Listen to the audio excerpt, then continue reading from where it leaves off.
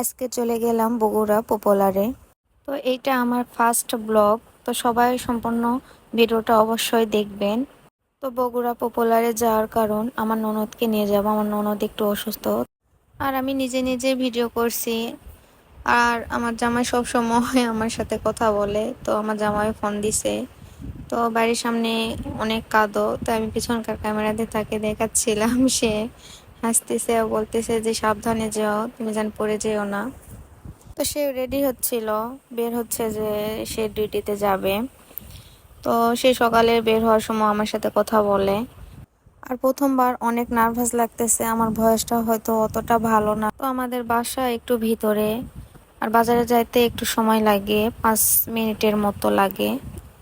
তো আমার জামাই রেডি হয়ে গেছে, তো আমরা চেন্ডিতে উঠে গেছি। তো আজকের ওয়েদারটা অনেক সুন্দর ছিল। তো আমি, আমার ননদ আর আমার শ্বশুর যাচ্ছিলাম। তো এখানে নিজের একটু ভিডিও করে নিলাম। তো বাতাসের কারণে হিজাব ঠিক থাকতেছে না, তো বলতে বলতে চলে আসলাম। তো চেম্বারে এসে এখানে শুনলাম একটু ওয়েট করতে হবে, ডাক্তার এখনো আসে নাই।